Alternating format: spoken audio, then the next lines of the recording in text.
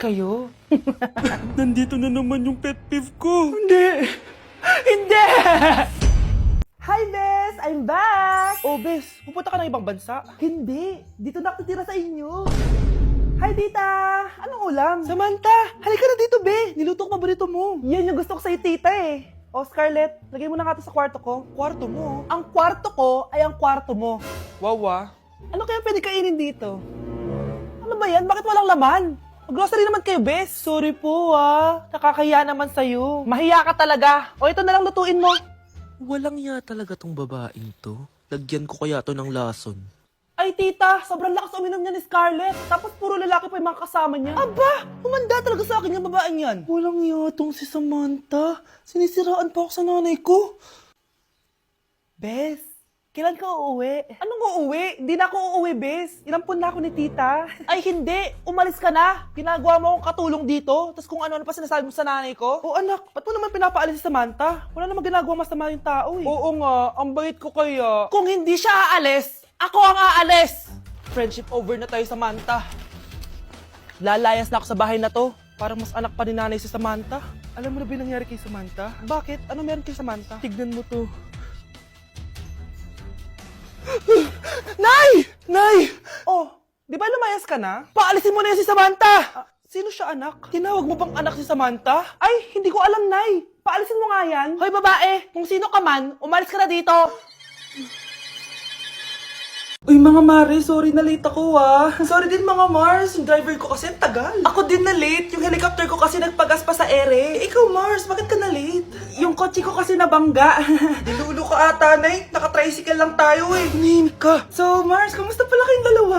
Ento, kakauwi ko lang na Amerika. Ako naman, kakagaling ko lang ng Europe tsaka Japan. Ikaw Mars, saan ka galing? Ako? Galing ako sa mall. Sa mall ka lang pumupunta? Mall sa Australia. Ba, ang sosyal. Mag-mall lang sa Australia pa. Sinungaling. Sa Changi ka lang pumupunta eh. Isa pa, pag di ka na nahimik dyan.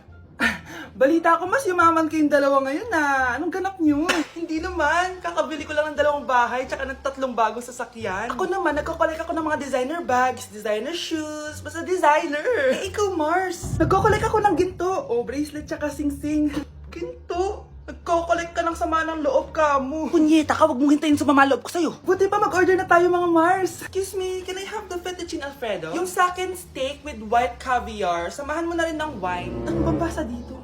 Sige, spaghetti na lang. Steak yung sa akin, Nay, ha? Gusto daw ng steak ng anak mo, Mare. Hati na lang kami ng anak ko.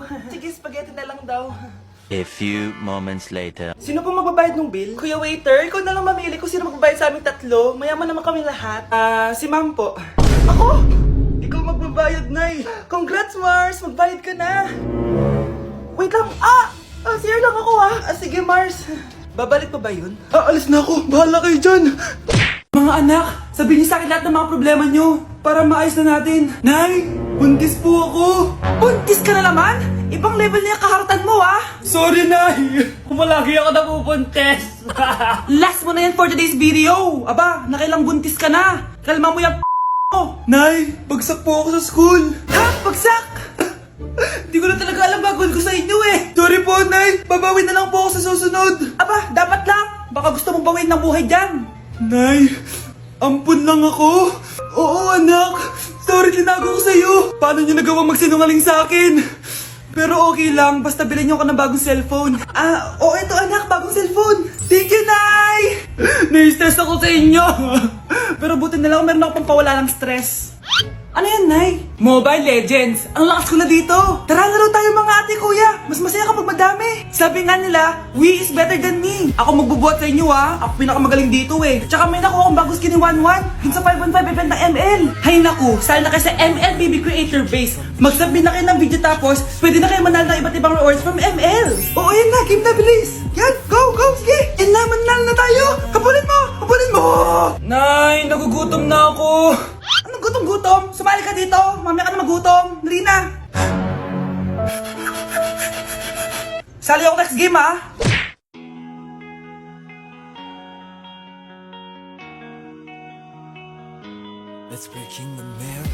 Anak, may bisita ka. Sino po, Nay? O anak, na paano ka? Ba't parang nakakita ka ng multo? Wala, Nay. Ma'am, kamusta naman po yung anak ko sa school? Isusumbong ko si Kyle sa inyo, ma'am. Ma'am, bakit? May ginawa ba siya? Yang anak mo kasi, ano po, ma'am? Napakagaling, oo. Masipag at matalino yan sa school, ma'am. Opo, tama, Nay. Ay, buti naman. Akala ko kasi kung ano na ginagawa nito eh. Kaso ano, ma'am?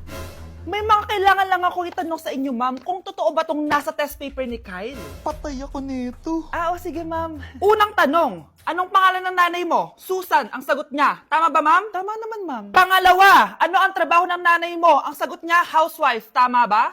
Oo, ma'am, tama. Okay. Pangatlo, ano ang gustong ginagawa ng nanay mo sa'yo? Pinaglulutuan, binibigyan ng baon. Tama ba? Oo naman, mahal na mahal ko yan si Kyle. Ano ang ayaw na ginagawa ng nanay mo sa'yo? Wala naman nakalagay dyan, di ba, ma'am? Kasi wala naman ako ginagawang masama sa kanya.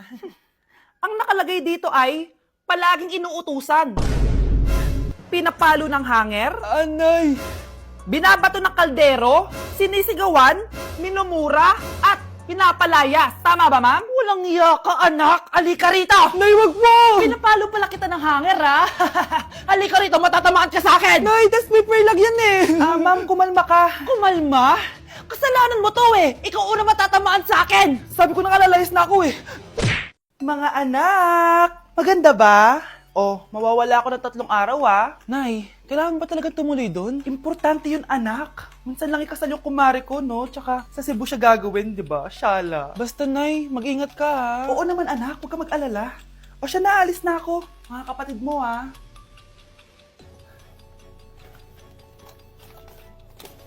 Saan yung wallet ko? Ay, kuya. Balik tayo sa bahay. Nakalimutan ko yung wallet ko. Ano ba yan? Maliliit na ako. Saan na ba yan? Ito. Ano ba yan? Oras na. Mabuhay, ma'am. Welcome to Air Philippines. How can I help you? Ay. Miss. Dito po ba yung flight VD415? Yes po, ma'am. Check ko lang po.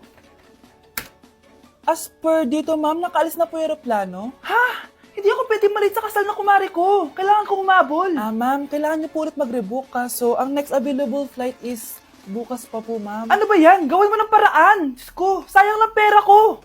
Wala palang kwenta tong airlines niyo eh. Uwi na nga lang ako. Sorry, ma'am. Nay, nandito ka na agad? Akala ko ba 3 araw ka mawawala? Di ayun, naiwan ako ng aeroplano. Alam mo, parang pinipigilan talaga ako ng universe makaalis eh. Nay, buksan mo yung TV. Ha? Bakit? Breaking news! Nandito tayo ngayon sa site kung saan nag-crash ang flight VD415. Ayon sa mga otoridad, walang nakaligtas sa mga pasahero nito. Kaya pala, kung nakasakay ako dun sa aeroplano na yun, patay na ako ngayon. Nay, ang taas ng grades ko! Congrats. Kain tayo sa labas, Nay. Sabi niyo, pag mataas grades ko, kakain tayo. Wala akong time, anak. Nay, nagugutom po ako. Anak, may ginagawa ko. Nay, di po ba kayo magluluto? Ano ba yung anak? Ang tanda mo na, di mo pa rin kaya magluto para sa sarili mo? Kita mo, ang dami kong ginagawa dito. Storbo to. Sige po, Nay. Ako na lang po magluluto. Mari! Mari, ba't parang takot ka? Ang dami na kasi nawawalang bata sa barangay natin. Yung kapitbahay natin, 4 na araw na nawawala yung anak niya. Baka naman nag-away lang sila tapos lumayas yung anak niya. Basta ikaw, Scarlett, palagi kang mag-iingat ha. Sige po, tita. Masyado ko nagpapaniwala sa fake news, Mari. Nay, tignan niyo po yung drawing ko. Ang ganda, anak. Di mo pa naman nakita eh. Nay, punta po kayo sa school bukas. Kakanta po ako sa stage. Sige, anak. Pupunta ako pag may free time ako. Talaga, Nay? Yay! Uy, Mare, kakanta anak mo ngayon. Hindi ka ba pupunta? Hindi na siguro, Mare. Marami pa akong gagawin. Hinihintay ka nun. Pagbigyan mo na, minsan lang. Naku, Mare, sagabal lang yun sa trabaho ko. Sige na, marami pa akong gagawin, no? Nasaan ka na ba, Nay? Malapit na akong tawagin. Hindi ka mahal ng nanay mo. Mahal ako ng nanay ko! Tao po. Bakit po, sir? Kayo ba yung nanay ni Scarlett? Opo. Ma'am, nawawala po yung anak nyo. Ano? Si Scarlett? Aware naman siguro kayo na maraming nawawalang bata dito sa barangay natin, ma'am. Scarlett! Yung iba, ma'am, hindi na namin nahanap. Napakawalang kwenta mong nanay. Disturb mo yan. Wow! Anak, di ako makapaniwalang may pinapatayo na tayong bahay. Nay, deserve natin to. Ang tagal niyo din to pinaghirapan. Ma'am, saan ko po ilalagay itong mga semento? Doon na lang sa gilid, kuya. Sige po, ma'am. Excited na ako matapos tong bahay natin, anak. Saan dito? Hoy, huwag ka pupunta dyan! Grabe nangyari sa Kawawa kanya. naman siya. Ba't ang daming tao? Engineer, Anong meron? Ma'am, yung isa sa mga trabahador namin, nakuryente tapos natabunan ng semento. Ayun, namatay. Ha? Paano nangyari yun? May nag-utos ata sa kanya na ilagay yung semento sa gilid. Madami live wire dun eh. Nay. Ang problema, ma'am, kung tatanggalin pa namin yung katawan niya sa ilalim ng semento, baka hindi agad matapos tong bahay niyo. Hindi pwedeng hindi matapos agad tong bahay na to. Di bale, babayaran ko na lang yung pamilya nung namatay. Nay, sigurado ka ba? Sige po, ma'am. Sige na, ituloy niyo na yan. Congrats po, ma'am. Natapos din yung bahay niyo.